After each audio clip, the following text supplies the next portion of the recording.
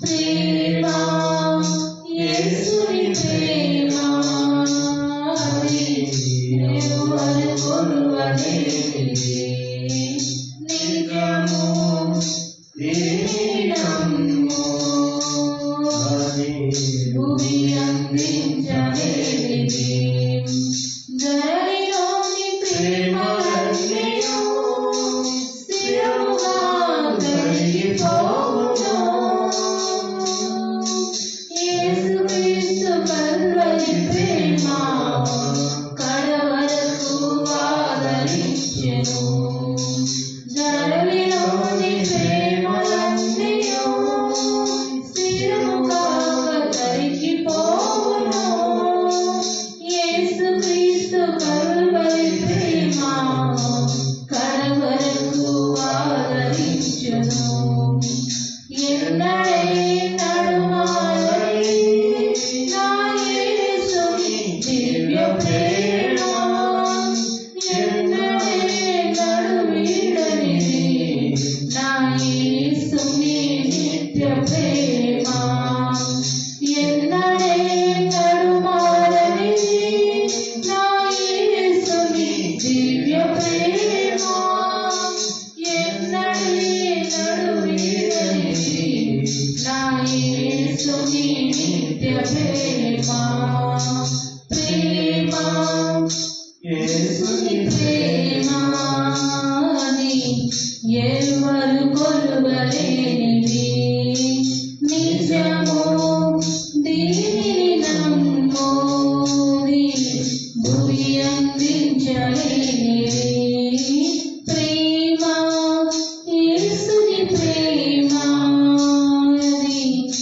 ఎవరు కొలువలేనిది నిజము దీనిని నమ్మోది భూమి అందించలేనిది. సంగీతనాథంతో స్తోత్ర సంకీర్తనతో ఈ ప్రేమ గీతం పాడిన ఈ గొప్ప కార్యం సాటింది పాడబడుతుంది.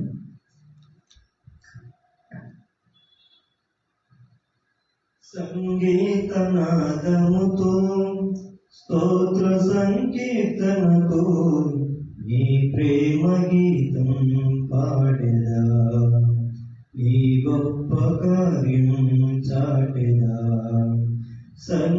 సంగీతనాదముతో స్తోత్ర సంకీర్తనతో నీ ప్రేమ గీతం పాడెదా నీ గొప్ప కార్యం చాటెదా నా జీవితం మార్చిన యేసయ్యా ఈ నీ రుణం తీర్చుట ఎటులయ్యా నా జీవితం మార్చిన యేసయ్యా ఈ నీ రుణం తీర్చుట ఎటులయ్యా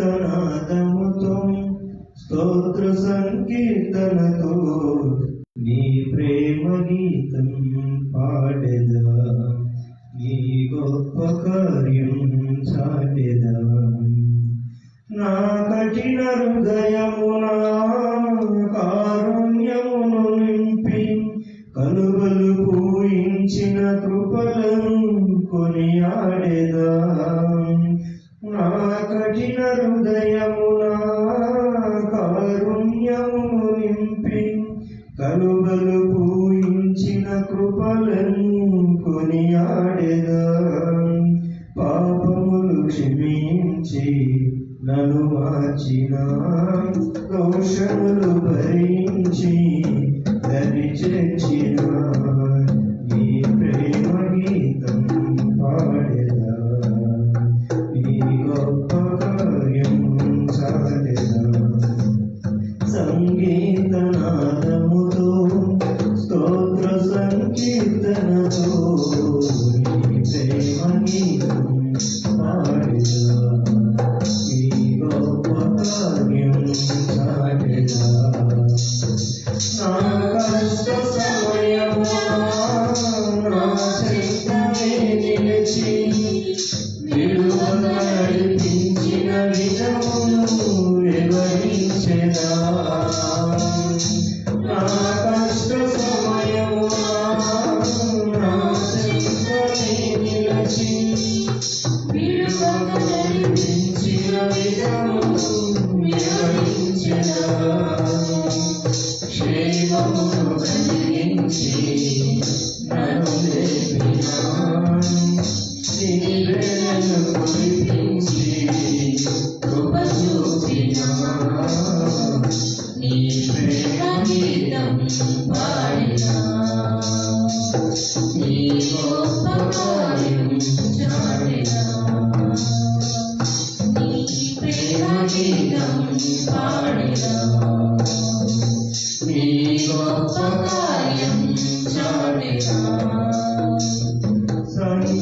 సంగీతనాదముతో స్తోత్ర సంకీర్తనతో నీ ప్రేమ గీతం పాడెదా నీ గొప్ప కార్యం చాటెదా నా దుఃఖ దినములలో ఓదార్పు కలిగించి కన్నీటిని తుడిచిన ప్రభువును ప్రకటించెదా నా దుఃఖ దినములలో ఓదార్పు కలిగించి కన్నీటిని తుడిచిన ప్రభువును ప్రకటించెదా వాక్యముతో దర్శించి బలపరచిన సత్యముతో సంధించి స్థిరపరచిన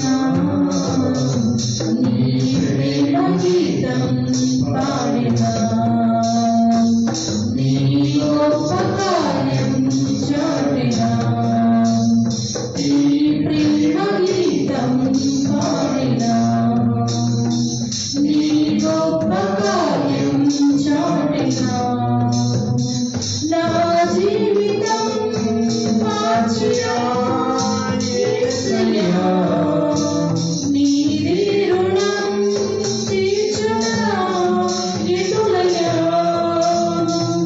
నా జీవితం మార్చిన యేసయ్యా నీది రుణం తీర్చునా ఎటులయ్యా సంగీతనాదముతో స్తోత్ర సంకీర్తనతో నీ ప్రేమ గీతం పాడెదా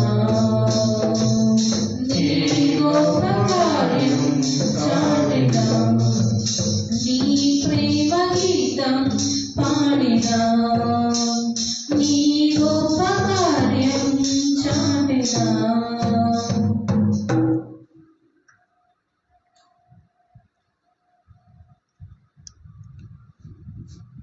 దేవునికి మహిమ కలుగును గాక.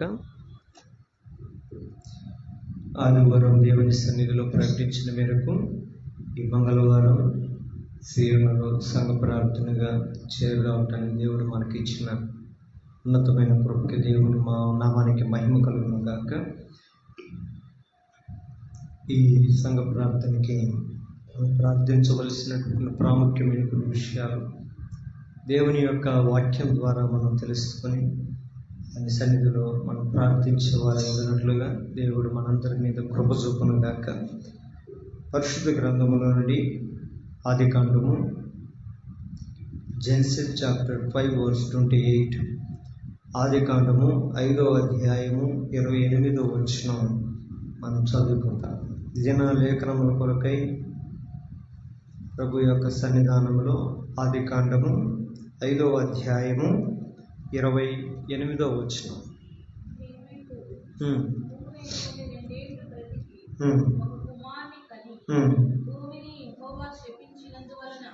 భూమిని యెహోవా శపించినందువలన కలిగిన తన చేతుల కష్టం విషయములోను మన పని ఇతడు మనకు నెమ్మది కలుగు చేయుదుననుకొని అతనికి నోవాహు అనే పేరు పెట్టిన. దేవుడి వాక్యమును ఆశీర్వదించి దీవించిన గాక. ప్రియమైన దేవుని బిడ్డలారా, మనం చదవబడినటువంటి ఈ మాట ఇక్కడే మనకు అర్థమవుతుంది. నోవాహు జీవిత ఆరంభం, తను పుట్టక మునుపు ఉన్నటువంటి పరిస్థితులు, ప్రజలకు నెమ్మది లేని స్థితిగతులు. అంత మాత్రమే కాదు, ప్రజలను బట్టి భూలోకము కూడా శపించబడి ఉన్నది. శపించబడినటువంటి లోకములో తమ చేతుల యొక్క కష్టం వలనను శ్రమలోను అన్నిటిలో నుండి విడిపిస్తాడని దేవుని మీద ఆశతో వారికి పుట్టినటువంటి ఒక కుమారునికి నోవాహు అనే పేరు పెట్టడం జరిగింది.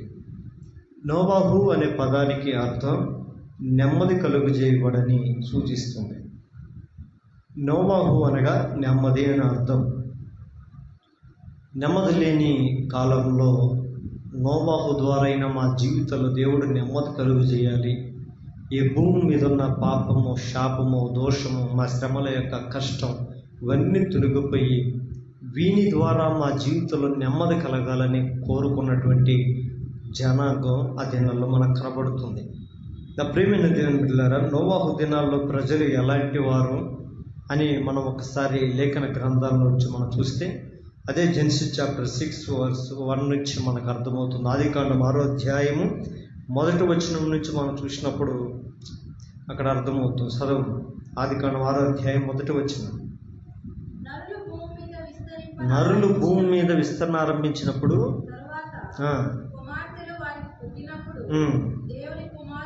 ఆరో వచనం చూడు.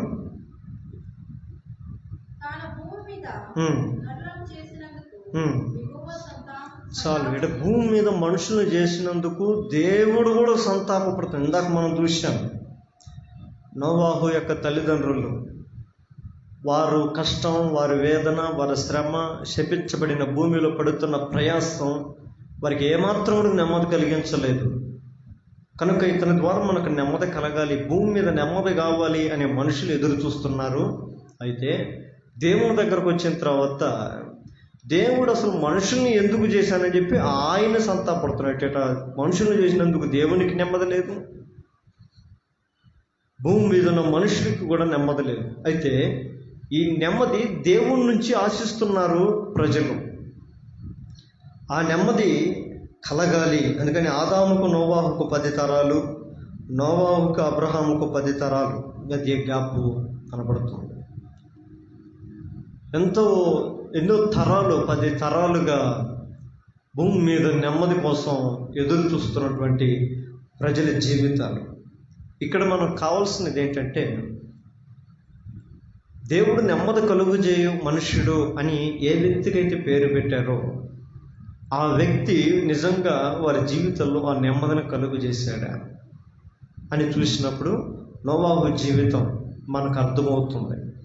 నెమ్మది ఆయన వెనకటి తరమంతా కూడా నశించిపోయినట్టుగా, ఆయన తదంతరములో ఉన్నటువంటి జీవితాలు నెమ్మది కలిగి ఉన్నాయా అంటే అది ప్రశ్నార్థకంగా బైబిల్లో మనకు కనబడతాయి. అయితే ఆ నెమ్మది అనేది మాత్రం ఖచ్చితంగా నోవాహు పొందుకున్నాడనే విషయం మనం ఖచ్చితంగా జ్ఞాపకం ఉంచుకోవాలి. ఈరోజు కొంతమంది మనుషుల నుంచి నెమ్మది కావాలని కోరుకుంటారు, దేవుడి నుంచి నెమ్మది కావాలని కోరుకుంటారు, తప్పు లేదు. కానీ నెమ్మది ఖచ్చితంగా దేవుడి నుంచే వస్తుంది. ఆ నెమ్మది ఎవరికి వస్తుందంటే కోరుకున్న వారికి కాదు, దేవుడు కోరుకున్నట్లుగా నడుచుకునే వారికి నెమ్మది కలుగుతుందనేది ఈ నోవాహు యొక్క జీవితం ద్వారా మనం నేర్చుకోవలసిన పాఠం. ఇక్కడ మనం చూసినప్పుడు నోవాహు అంటేనే నెమ్మది. ఎప్పుడైతే నోవాహు ఈ నెమ్మది పొందటానికి ఎందుకు కారణమైనాడైనంటే, మనం ఇందాక 6వ అధ్యాయం చూసినప్పుడు భూలోకము దేవుని సన్నిధిని చెడిపోయింది, మనుషులందరూ తమ ఇష్టానుసారంగా ప్రవర్తిస్తున్నారు, తమకు ఇష్టం వచ్చిన దారిలో తొలగిపోతున్నారు, ఎవరిని ప్రవర్తనను ఆధారం చేసుకుని పాపములు చేస్తూ దేవునికి వ్యతిరేకంగా నడుస్తున్నటువంటి జీవితాలు మనం చూస్తూ వచ్చాం. ఇవన్నీ చూసి అలాంటి ప్రజల మధ్య నివసిస్తున్నటువంటి నోవాహు జీవితం చాలా ప్రత్యేకమైనది. అప్రియమైన దేవుని జనాంగమా, ఒక క్రైస్తవుడిగా నీ జీవితంలో ఒక ప్రత్యేకతను కలిగి ఉండాలి. నిజంగా నువ్వు ప్రత్యేకతను కలిగి ఉంటే నోవాహు ఏ రీతిగా తన జీవితంలో నెమ్మది పొందుకున్నాడో నీ జీవితంలో కూడా అలాంటి నెమ్మది కలిగి ఉంటావు. ఎందుకు నోవాహులో ఉన్నటువంటి ఆ ప్రత్యేకమైనటువంటి లక్షణాలు ఏంటి అని మనం ఇక్కడ చూసినప్పుడు హెబ్రీ రాసిన పత్రిక చూడమా. హెబ్రీ రాసిన పత్రిక Hebrew chapter 11:7. Hebrew chapter 11:7. Hebrew రాసిన పత్రిక 11వ అధ్యాయము 7వ వచనం.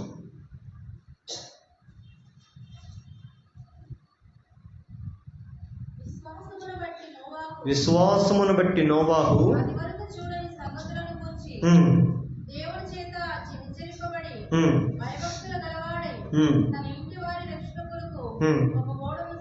చాలా విశ్వాసమును బట్టి నోవాహు అని అంటుంది. విశ్వాసమును బట్టి నోవాహును బట్టి విశ్వాసం కాదు, విశ్వాసమును బట్టి నోవాహు జీవిస్తున్నాడు. ఈరోజు ఒక దేవుని సంఘములో మనం దేవుని ఆలయములో ఒక బలమైనటువంటి స్తంభముగా, ఒక బలమైన సాధనముగా మనం ఉండాలి అని అంటే దేవుని పట్ల మనకు ఒక బలమైన విశ్వాసం మనం కలిగి ఉండాలి. ఎందుకంటే విశ్వాసం లేకుండా దేవునికి ఇష్టడైనట అసాధ్యమని లేఖన వాక్యం సెలవిస్తుంది. దేవునికి ఒక ఇష్టమైన జీవితం కలిగించే నోవాహు మనకు కనబడుతున్నాడు. ఈ రోజుల్లో లోకమంతా అపవిత్రమైనప్పటికీ, లోకమంతా చెడిపోయినప్పటికీ, లోకము ఎలాంటిదైనా సరే దానితో మనకు అనవసరం లేదు.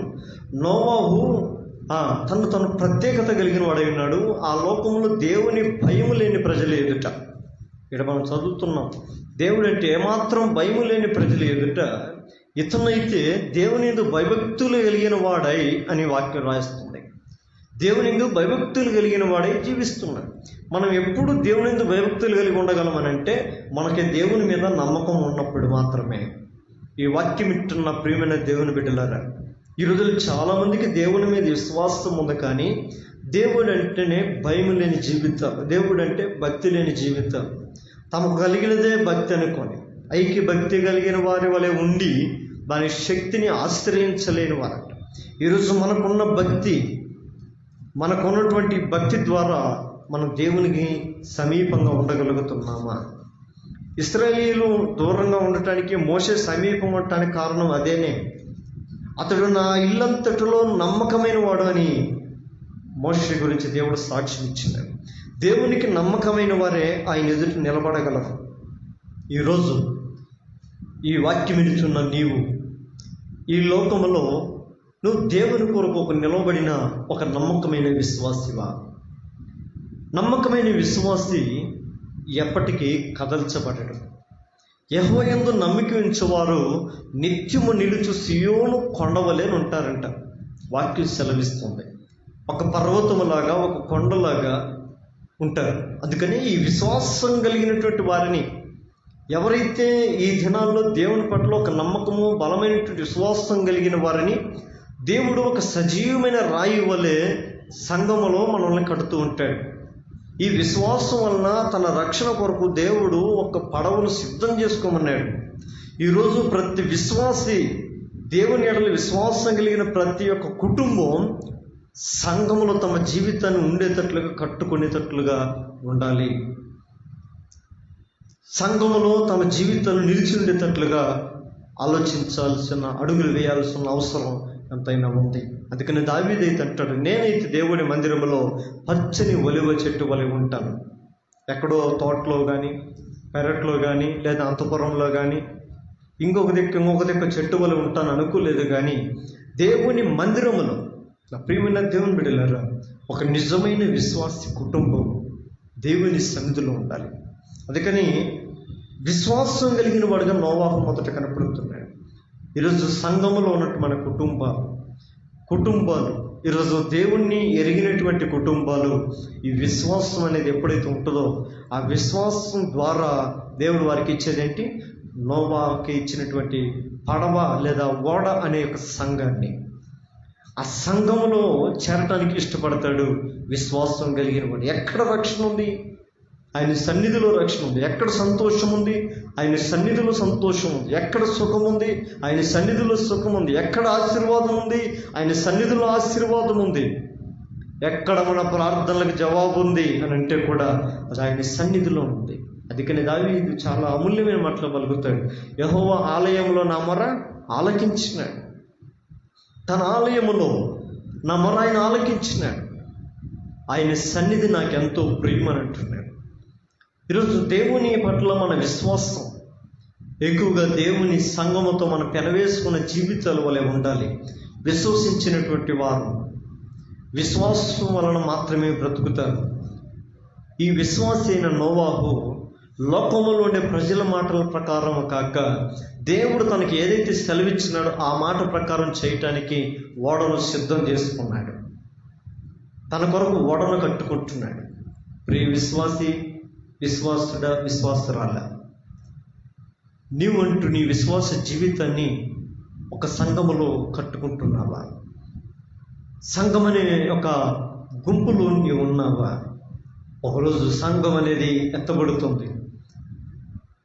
సంఘం అనే ఒక వధువులో నువ్వు చేరాలి. ఆ సంఘముతో పాటు నువ్వు చేర్చబడి ఎత్తబడినప్పుడు దేవుని ఎదుట నిలబడే సంఘం వలె నీవు ఉండే గుంపులో నీవు ఉండాలి. ఈరోజు విశ్వాసం ఉన్నటువంటి పరిస్థితులు చాలామందికి లేదు. కొంతమంది అన్ని బాగున్నప్పుడు సంతోషంగా ఉంటారు, కోల్పోయిన తర్వాత దేవుని మీద చిరాకు పడుతుంటారు. విశ్వాసి అలా కాదు. విశ్వాసి ఎప్పుడు కదిలించబడ్డాడు. శ్రమల్లో, కష్టాల్లో, బాధల్లో, వేదనల్లో, అవమానాల్లో, నిందల్లో, వేటిలో కూడా జడియుడు, కదలడు. సుస్థిరమైన స్థానాన్ని దేవుని కొరకు నియమించుకుంటాడు. నోవాహు తన దేవుని పట్ల ఎంత విశ్వాసం ఉన్నదని తెలియజేయటానికి మనం చూసినప్పుడు ఆయన పడవను తయారు చేస్తున్నప్పుడు అనేకమైనటువంటి ప్రజలు అతన్ని గేలి చేశారు, అవమానించినారు, హేళన చేశారు, దుర్భాషలాడారు. కానీ అవన్నీ ఏవి కూడా పట్టించుకోకుండా దేవుని కొరకు అవన్నీ కూడా లెక్క చేయకుండా దేవుని ఎడల తనకున్న విశ్వాసాన్ని ఆయన రూఢి చేసుకొని దేవుడు తనకు సెలవిచ్చిన ప్రకారంగా తన జీవితాన్ని కొరకు, తన రక్షణ కొరకు ఒక ఓడను సిద్ధం చేసుకుంటున్నాడు. కాబట్టి నోవాహులో ఉన్నటువంటి మొట్టమొదటి ప్రత్యేకమైన లక్షణం ఏంటి అంటే విశ్వాసం. ఈ రోజుల్లో లోకంలో నుంచి విడిపించబడిన, లోకంలో నుంచి బయటకు వచ్చిన, లోక సంబంధమైన పాప బంధకాల నుంచి బయటకు వచ్చిన ప్రతి ఒక్క వ్యక్తిలో ఉండేది విశ్వాసం. ఈ విశ్వాసం మనిషికి ఏం కలుగు చేస్తుందంటే దేవుని మాటల పట్ల భయము, భక్తిని కలుగు చేస్తుంది. అది కష్టతరమైన పనైనా సరే, అది భారమైన పనైనా సరే, నీ కొరకు ఓడను సిద్ధం చేసుకో అంటే తన కొరకు సింపుల్గా ఒకటి సిద్ధంగా చేసుకోవడానికి ఏదన్నా ఒక చిన్న ఇల్లు లాంటిది ఒక పడవ కాదు, కానీ నేను సమస్త జీవరాశులు నేను రక్షించాలనుకుంటున్నాను. కాబట్టి ఈ భూమి మీద బ్రతికే ప్రతి జీవరాశుల్లో రెండేసి జతలు ఓడలకి ప్రవేశించేటట్లుగా పడవ సిద్ధం చేయమంటే, అంటే తన కొరకే కాదు, ఇతరుల రక్షణ కొరకు కూడా, ఇతరుల రక్షణ కొరకు కూడా విశ్వసించే ప్రతి ఒక్క వ్యక్తి కూడా ఇతరుల రక్షణ కొరకు కూడా తన జీవితాన్ని వేయిపరుచుకుంటాడు. శిష్యులు మనం చూసినప్పుడు ఈ హెబ్రీయులకు రాసిన పత్రిక 11వ అధ్యాయం అంతా చూస్తే విశ్వాసుల యొక్క పేర్లే మనకు కనపడుతుంటాయి. వారి విశ్వాసమును బట్టి చేసిన కార్యాలు. ఈ రోజుల్లో వారి విశ్వాసం వారికి ఎంత ప్రయోజనకరమైందో ఏమో తెలియదు, కానీ వారి విశ్వాసం ద్వారా ఇతరులకు అనేకులకు దీవెనకరంగా మారారు.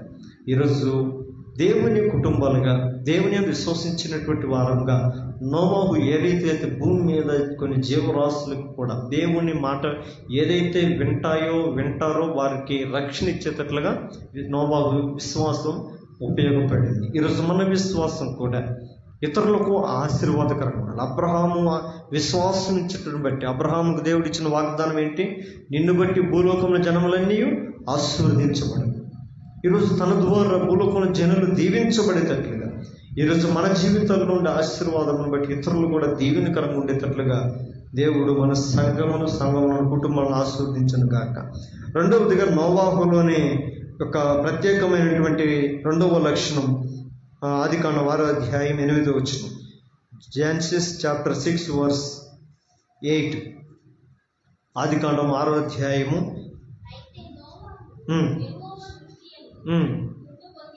చాలా. రెండవదిగా నోవాహు ఏడ మనకు కనబడుతుంది ఏంటంటే దేవుని యొక్క కృప పొందినటువంటి వాడు. మొదటిగా మనం గుర్తుపెట్టుకోవాల్సింది నోవాహులోని ఉన్నతమైన మంచి లక్షణాలు, ప్రత్యేకమైనటువంటి లక్షణాల్లో మొదటిది విశ్వాసం. ఎందుకు నోవాహు రక్షించబడ్డాడు? నోవాహు తన జీవితంలో నెమ్మది పొందినాడు, నెమ్మదిగా పిలుపుగా పిలువబడ్డాడు అంటే మొదటిగా ఆయన విశ్వాసం కలిగిన వాడు. రెండవదిగా దేవుని వలన కృప పొందినటువంటి వాడు.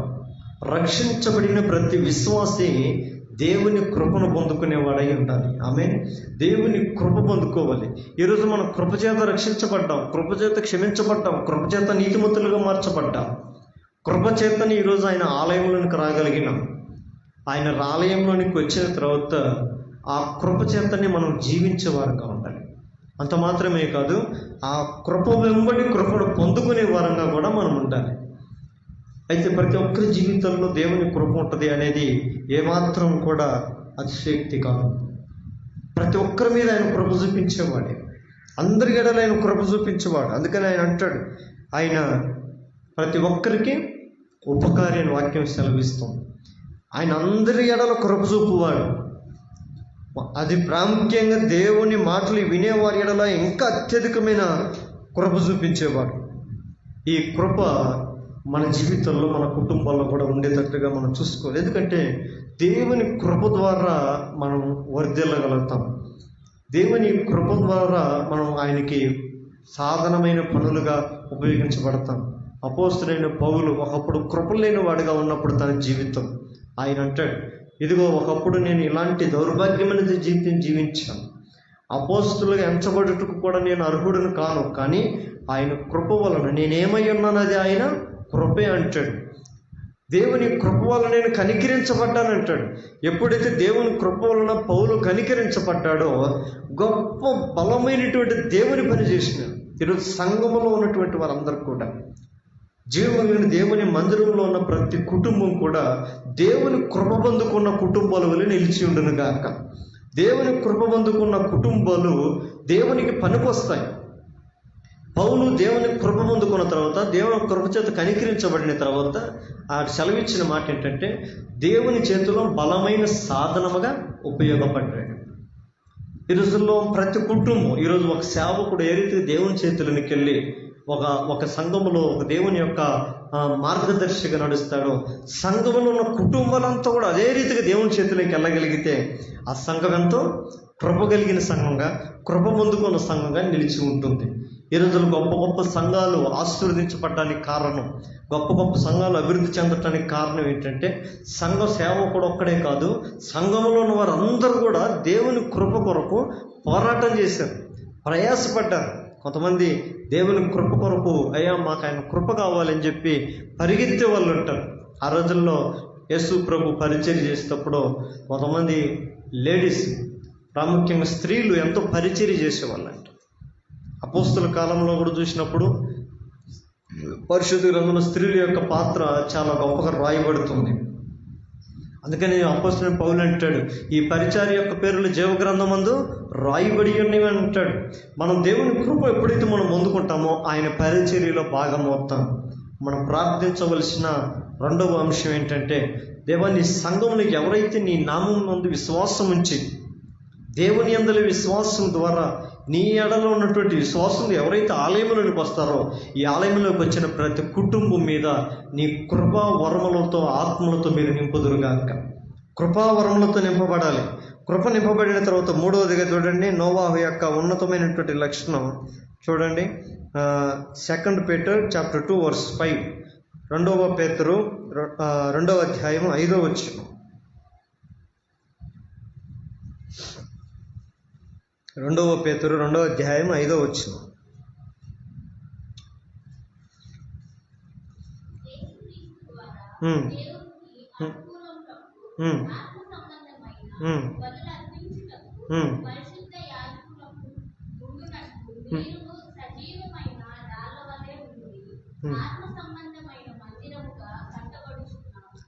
దేని వల్ల అంటామా? ఆత్మ సంబంధమైన మందిరము గుండుట కట్టబడి. 2 Peter chapter 2 verse 5 అయినా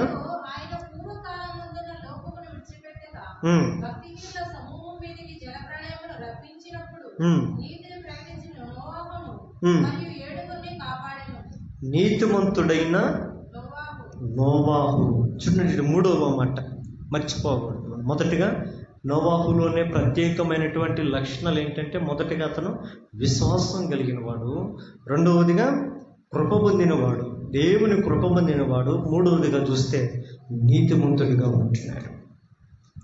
రక్షించబడిన ప్రతి విశ్వాసి దేవుని కృపావరములు పొందుకొని ఫలిస్తూ తనకు ఒక పేరు కలిగి ఉంటాడు. ఆ కృప పొందిన ప్రతి ఒక్క వ్యక్తి నీతిమంతుడిగా ఉంటాడు. ఈ నీతి ద్వారా చూడండి, ఆ నీతిని తను ఏం చేస్తున్నాడంటే ప్రకటించేవాడుగా ఉన్నాడు. తను దాన్ని దాచిపెట్టుకోలేదు, కానీ తనలో ఏ నీతి అయితే ఉందో, ఏ విశ్వాసం, ఏ నమ్మకం అయితే ఉందో దాన్ని ప్రకటిస్తున్నాడు. నీతిని ప్రకటించేవాడు వల్లే మనం ఉండాలి. చూడండి, ఎబ్రీ రాసిన పత్రిక 11వ అధ్యాయం 4వ వచనం కూడా చూడండి. Hebrew chapter 11 verse 4.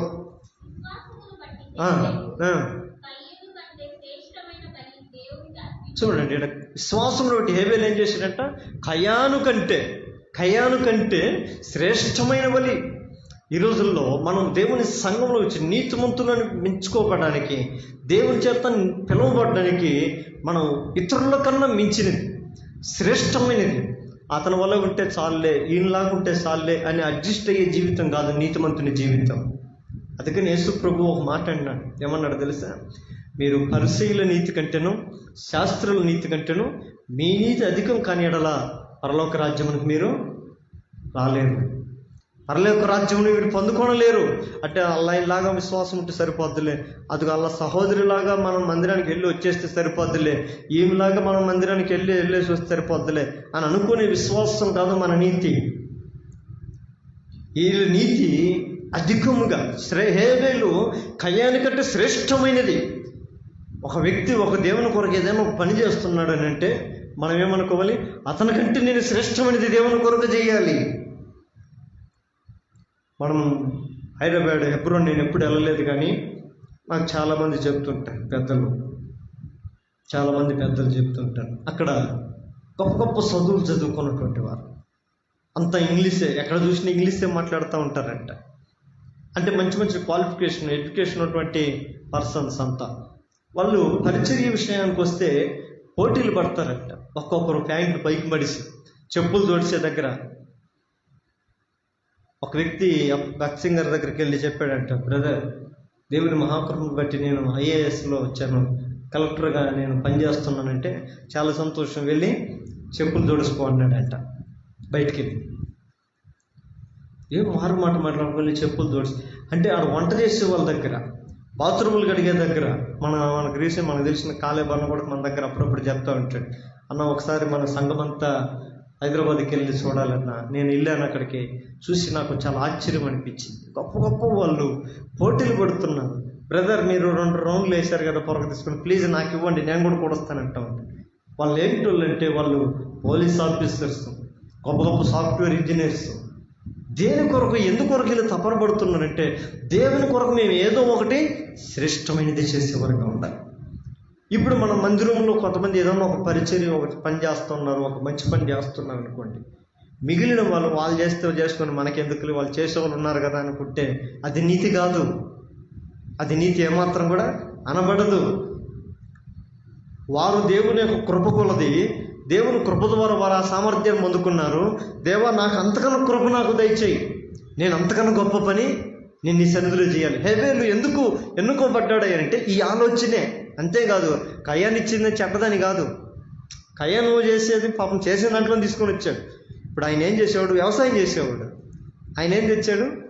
పంటలో ఆయన ఏంటి పండించాడు, అయ్యేది ఇచ్చాడు, ఇంక వేరే ఏది ఇచ్చాక అవద్దా? కానీ ఈడ ఆలోచన గొప్పది. అందుకని దావీదు అంటాడు, దేవుడు అంటాడు, మీరు మనుషుల యొక్క పైరూపమును చూస్తారు, యెహోవా హృదయాంతరములన్నిటినీ పరిశోధించువా. అయితే ఈ హృదయాన్ని పరిశోధించినప్పుడు, హేబేలు హృదయాన్ని పరిశోధించినప్పుడు దేవుడికి నచ్చింది బలి కాదు, బలి కోరుకునేవాడు. ఆయన బైబిల్ ఉంది కదా, నేను బలిని కోరువాడను కాను. బలికి ఆయన అవసరం లేదు.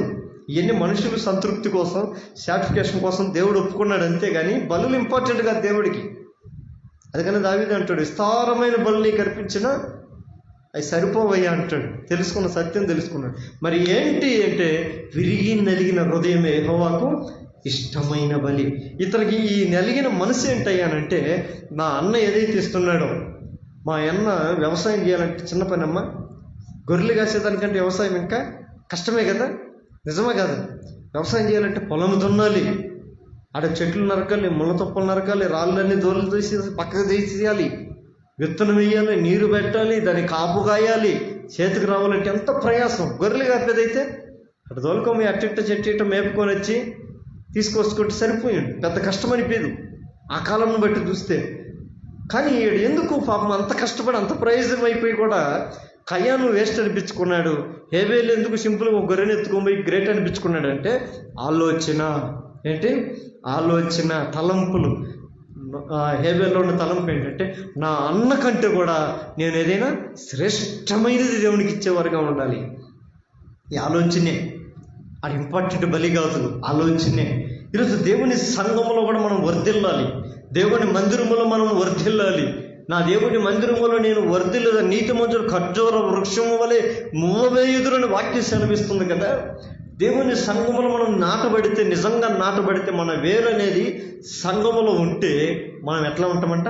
ఫలించే చెట్టు వలె మనం ఉంటాం. అందుకని కీర్తన 1వ అధ్యాయం 1 వచ్చిన అంటాడు, ఆ నీటి కాలంలో ఓరబడిన చెట్టు తన కాలమందు ఫలమిచ్చే పచ్చని చెట్టు వలె నిలిచి ఉంటుంది. నీటి కాలం ఓర అంటే దేవుని సంఘం. ఈ కాలువ జీవపు ఊట. ఈ నది ఎక్కడికి ప్రవహిస్తుందో అక్కడ సమస్తం మనం బ్రతుకుతాయి. ద్రాక్షవల్లి నేను, తీగలు మీరు నా యందు నిలిచి ఉంటే కానీ మీరు ఫలించలేరు. ఈరోజు దేవుని ద్రాక్షవల్లి అంటే దేవుని సంఘం. ద్రాక్ష తోట అనేది దేవుని సంఘం. ఈరోజు ఈ సంఘంలో మనం ఎలా ఉండాలి అంటే పారవేయబడిన మొక్కల వలె కాదు, విసిరేయబడిన మొక్కల వలె కాదు, ఆయనలో అంటు కట్టబడి ఆయనలో నిలిచి ఉండే కొమ్మల వలె మనం ఉన్నప్పుడు ఆశీర్వదించబడతాం. నోవాహు తన జీవితంలో అదే నీతి కలిగి ఉన్నాడు. ఆ నీతిని ప్రకటిస్తున్నాడు, విస్తరింపజేస్తున్నాడు. అందుకని మన జీవితంలో కూడా ఈ ఉన్నతమైనటువంటి ఆశయాలు కలిగి దేవుని సంఘంలో జీవించినప్పుడు దేవుని వలన నీతిమత్వమును మనం పొందుకుంటాం. ఆమేన్. మన మోకాళ్ళ మీదకి వద్దాం, ప్రార్థన చేసుకుంటాం. 3 ప్రాముఖ్యమైనటువంటి విషయాలు. ఈరోజు దేవుడు సిద్ధపరిచినటువంటి నోవాహు అనే ఒక ఓడలో తన కుటుంబాన్ని చేరమని నోవాహు దేవుడు ఆజ్ఞాపించినాడు. ఈరోజు మనము కూడా లోకంలో నుంచి రక్షించబడాలంటే, లోకంతో పాటు నాశనం అయిపోకూడదనంటే మన కుటుంబాలు కూడా దేవుడు మన కొరకు సిద్ధపరిచారు. మనమైతే ఏ ఓడను తయారు చేయలేదు, కానీ యేసుక్రీస్తు తన స్వరక్తం ఇచ్చి కొన్నట్టి తయారు చేసిన సంఘములో మనం చేరేవారుగా ఉండాలి. సంఘముతో ఎవరైతే చేరుతారో, సంఘంలో ఎవరైతే ఆయన ఆలయంలో ఉంటారో, ఆయన మందిరంలో ఉంటారో వారికి క్షేమం కలుగుతుంది, వారికి ఆదరణ కలుగుతుంది. ఈ నోవాహు ఆ రీతిగా ఆదరించబడ్డానికి, ఆ రీతిగా బ్రతకటానికి, తన యొక్క మనుగడ జీవించిన కారణం పడవైతే ఈరోజు మన యొక్క ఆత్మీయ జీవితానికి రక్షణ ఇచ్చేది జీవము కలిగిన దేవుని సంఘం. కాబట్టి ఈ సంఘంలో చేర్చబడడానికి నోవాహు కలిగినటువంటి లక్షణాలు, మొదటిగా విశ్వాసం. ఈ వాక్యం ఇట్లా ప్రియమైన దేవుని బిడ్డలారా, మనలో విశ్వాసం ఉందా? విశ్వాసం ఉంటే దేవుని ఎడల భయభక్తి కలిగి ఉంటాం. భక్తి కలిగిందంటే, భయం ఉన్నదంటే, నోవాహు దేవుడు ఏదైతే చేయమన్నాడో దాన్ని చేస్తూ ఉన్నాడు. పడవను సిద్ధపరచంటే కాలక్షేపం చేయలేదు. తను వెళ్ళి అడవిలోకి వెళ్ళి కొమ్మలు నరుకుతున్నాడు, చెక్కలు నరుకుతున్నాడు, పనిని పూనుకున్నాడు. ఈరోజు దేవుని మాటలు మనం వింటున్నామా? ప్రతి విశ్వాసికి ఆయన బోధ చేస్తాడు, ఉపదేశిస్తాడు, హెచ్చరిస్తాడు, మార్గాన్ని తెలియజేస్తాడు. విశ్వాసం కలిగిన ప్రతి క్రైస్తవుడు నోవాహు వలె భయభక్తులు కలిగి తన కుటుంబ రక్షణ కొరకు ఓడను సిద్ధం చేసుకున్నట్లుగా మన జీవితాన్ని మనం సిద్ధం చేసుకున్న మనం ఆయన ఓడలోనికి ప్రవేశించిన తర్వాత, క్రైస్తవులుగా మనం కూడా దేవుని సంఘంలోనికి ప్రవేశించిన తర్వాత, ఆ సంఘంలో నోవాహు ఏ రీతిగా అయితే కృప పొందుకున్నాడో, జీవములో దేవుని సంఘంలో మనం కూడా కృప పొందుకునే వారంగా ఉండాలి. ఆ కృప ద్వారా మనం దేవుని చేతిలో వాడబడాలి. ఎంత వాడబడ్డాడంటే, హేబేలు నీతిమంతుడు, నోవాహు ఏ రీతిగా దేవుని మాటలు విని చెప్పిన పని చేసి దేవుని కొరకు పూనుకున్నాడో తను నీతిమంతుడని పిలువబడ్డాడు. నశించిపోయే లోకంలో గతించిపోకుండా తన నీతి తనను కాపాడేది. ప్రియ క్రైస్తవులను, రాబోయే కాలం నుండి కాపాడేది దేవుడు కాదు. చాలామంది యేసయ్య నువ్వే మమ్మల్ని కాపాడు అంటూ ఉంటారు. దేవుడు కాపాడేది కాదు. నేను కాపాడేది ఏంటంటే నీ నీతిమంతుడి విశ్వాస మూలముగానే బ్రతుకునని వాక్యం సెలవిస్తుంది.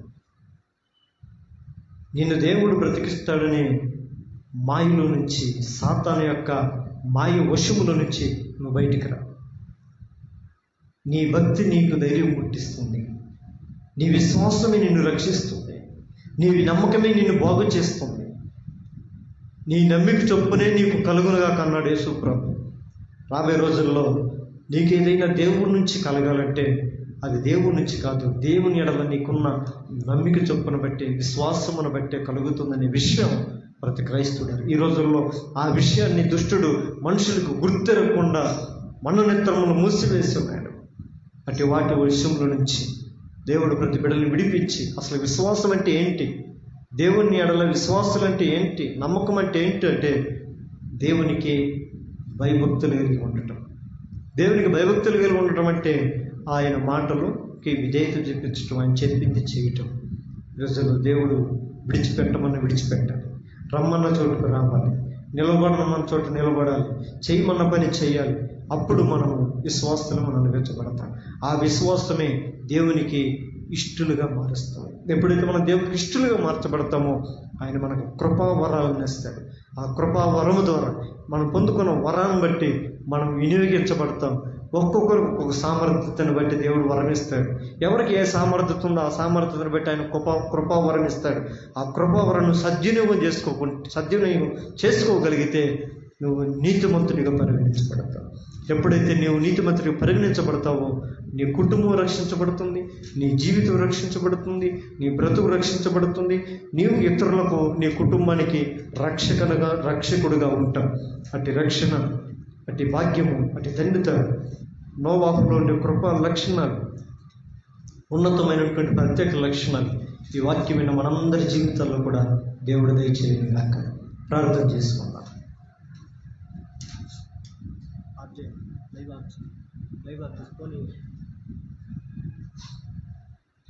మూడు విషయాలు బట్టి మనం ప్రార్థన చేద్దాం.